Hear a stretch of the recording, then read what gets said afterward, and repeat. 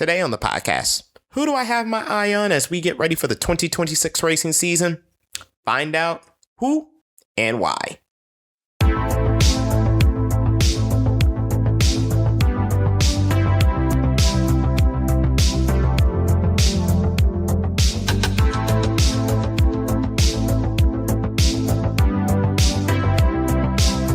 Hop in, buckle up, and get ready to lay it on the line. This is Not Speeding, Just Qualifying, a podcast that's just as fast as it sounds. Hello, family. I'm David Lawrence, and welcome to the Not Speeding, Just Qualifying podcast. Thank you so much for tuning in for today's episode.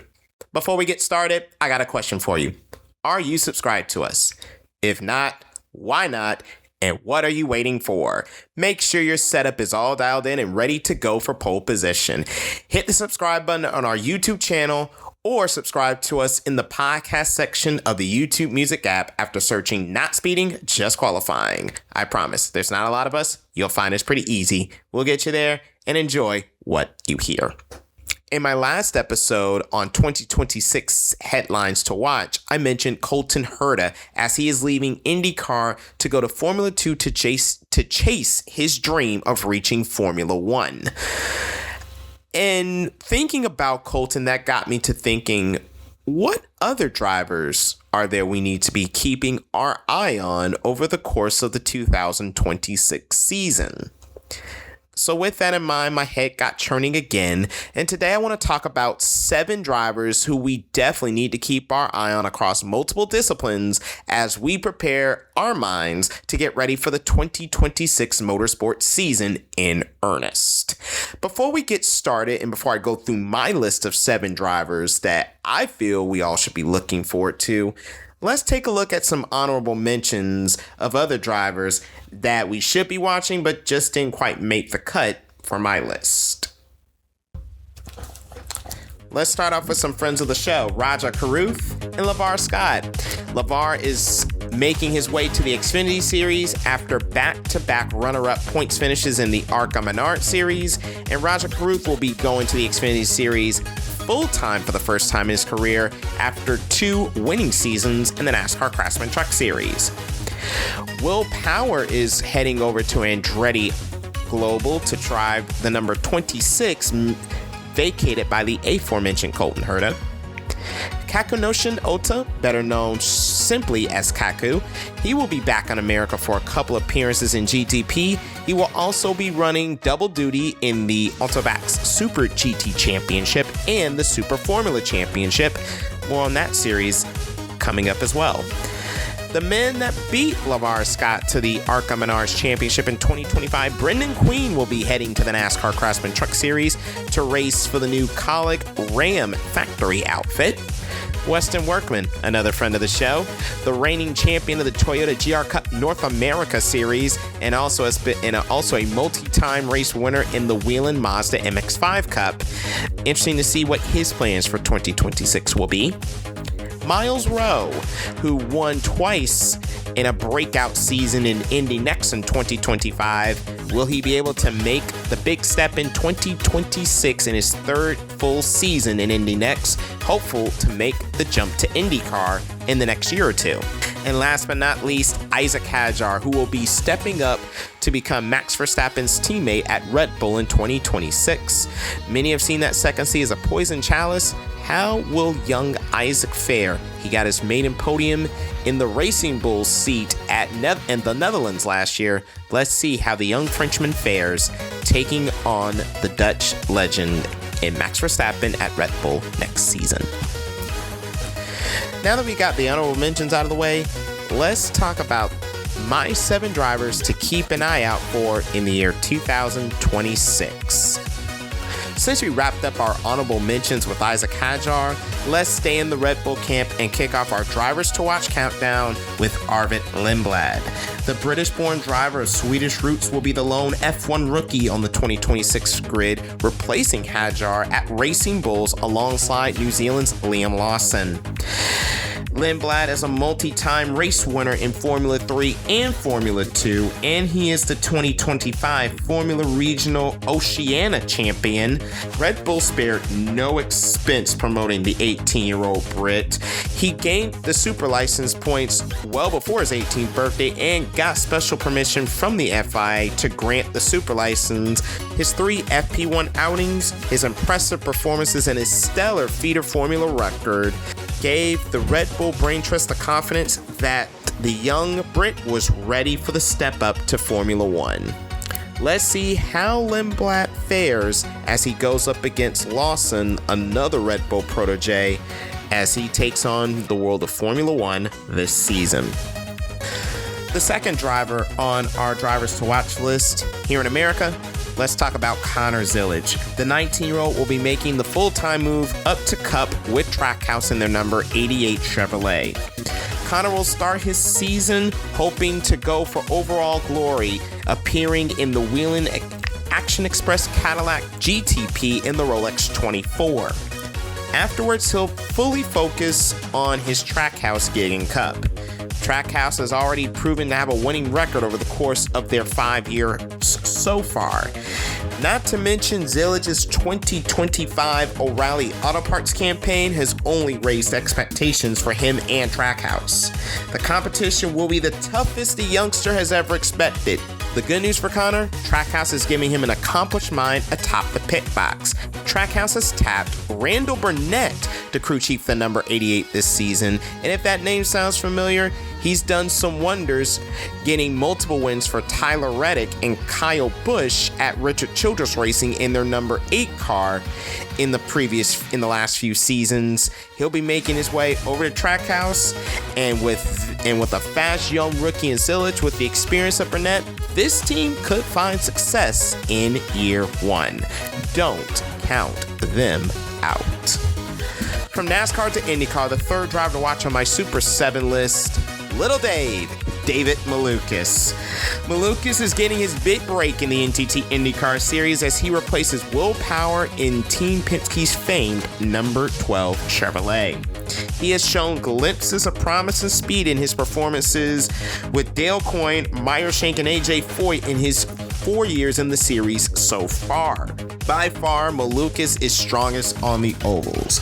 All 5 of his top 5 finishes and all 3 of his podiums have come on ovals, and that includes his runner-up in last year's Indianapolis 500. I would be very disappointed if Malukas does not finally get his long-awaited first win before this 2026 season is out. He is in the best equipment in the garage. His team owner owns Indianapolis Motor Speedway in the series. No excuses now, Little Dave. Go get the job done and go prove everybody that you are meant to be in IndyCar. Some of you guys listening to this episode might be familiar with David Malukas, but most, if not all of you, will not be familiar with the next driver on my list. So allow me to introduce to some and present to others Finland's Kalle Rovenpara. Kalle is the son of rally racing royalty. His father, Harry, a multiple-time World Rally champion. Kalle only picked up from his father's footsteps and won 2 World Rally Championships driving for Toyota in 2022 and 2023. After his second World Rally Championship, he began to dabble in circuit racing, and after 2 years of in and out of circuit racing, Rovenpara has made the bold decision to retire from rallying at the age of 25 after this past World Rally Championship season. He is committing to single-seater Formula racing full-time, competing in the Super Formula Championship in Japan for 2026. He's maintaining his relationship with Toyota as well as a TGR factory driver competing for the KCMG Toyota team in the series. But there may be more beyond that. With Toyota Gazoo Racing becoming the title sponsor of the Haas Formula 1 team, is it too much to say that Kalle may have his sights on Formula 1?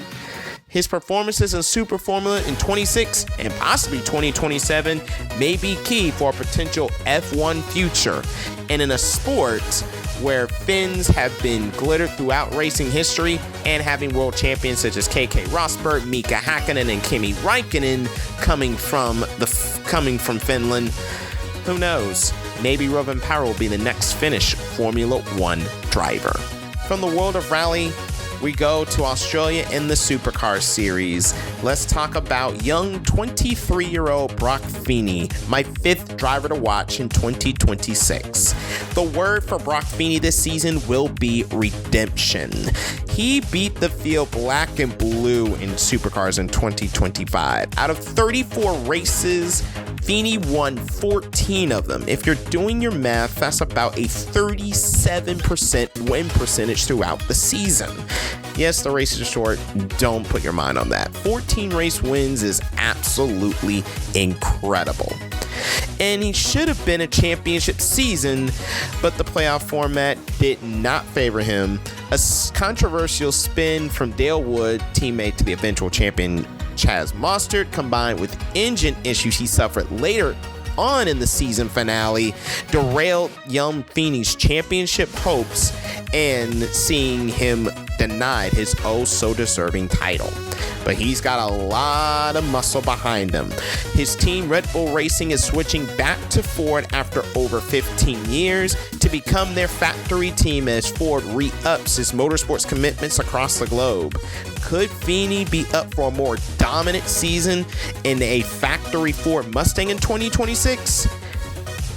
I am quaking at the thought of that.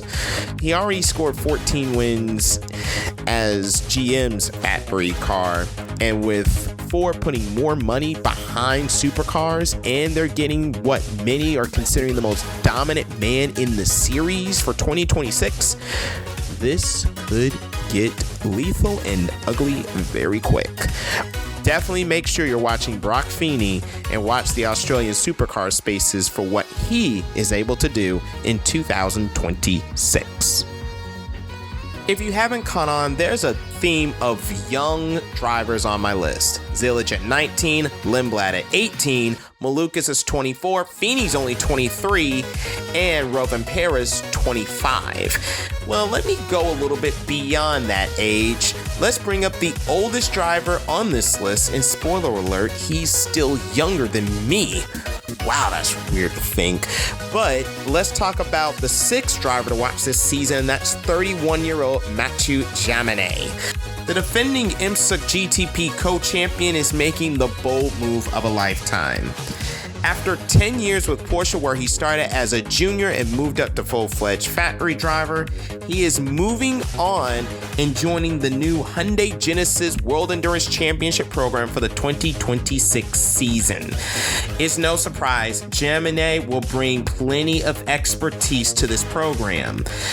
He was known as more of a GT racing pilot, but he has been in the Porsche 963 Hypercar LMDH program for the past 3 seasons. That experience with Hypercar LMDH machinery will undoubtedly be welcomed by the Genesis Hyundai brass.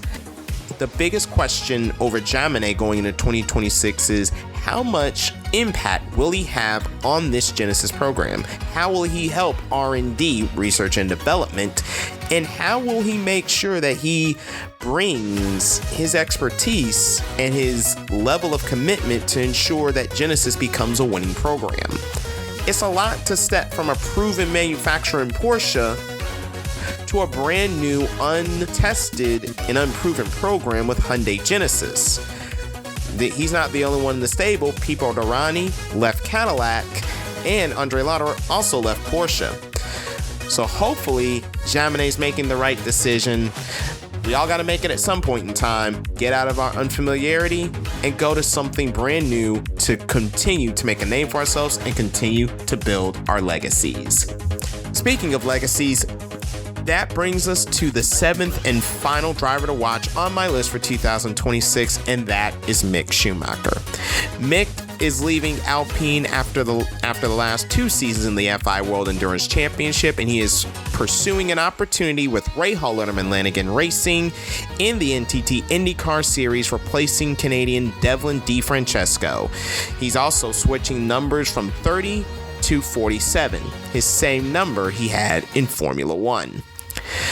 Mick's already proven in feeder formula. He's a Formula 3 and Formula 2 champion. The biggest thing about Mick, he lacked the consistency to stay in Formula 1, and no matter how hard he tried, he could never get a full-time race seat back in the sport, even after test and reserve roles came his way. Schumacher now comes to America to make his name. In a series, remember once upon a time, his father shunned because it was too dangerous at the time. How will Mick fare? Hopefully, if his past performances are any indication, when he gets into spec cars, he tends to do pretty well. Hopefully, he gets this opportunity with Rahal, Letterman, Lanigan, and might get into some even bigger opportunities if the performances fall the way Mick desires him to go. But Mick Schumacher competing in America and IndyCar, this is going to be a fun chapter of his career to watch. Stay tuned because there's plenty more of this chapter to come. Hopefully. All right, gang. That is the 7 drivers I have to watch for the 2026 racing season. Who are you guys putting at the tops of your list to watch and keep an eye out for throughout the season? Let us know in the comments or drop a comment on any of our social media channels. We definitely will recognize and get back with you. Who knows? If we get enough response, we might make a future episode out of these. I've always wanted to do it. So come on, guys. Get active, respond, let your voice be heard. All right, everybody. That will complete today's episode. Do you have a topic or a series you would like for us to cover on the show? Reach out to us. We're at dalmotorsports@gmail.com by email. Again, the email address, dalmotorsports@gmail.com. Also, give us a follow on our social media channels. X, Instagram, Blue Sky, TikTok, and Threads. We're all at the same handle at NSJQ Podcast. Don't forget, subscribe to us on YouTube or YouTube Music. Hit that bell notification so as soon as the podcast drops, you'll be the first to know. Also, like, share, make sure others know about us. If you got someone who's a racing fan, let them know about our show. We would love to be a channel for them. And last but not least, if you would like to follow me on my personal social media channels, links to those are in the description box to this episode in the show notes. Thank you guys for listening to Not Speeding, Just Qualifying, a podcast that's just as fast as it sounds. I'll talk to you all next time. Until then, I'm David Lawrence, and always remember, you're not living life to the fullest until you're going flat out. So long, everyone.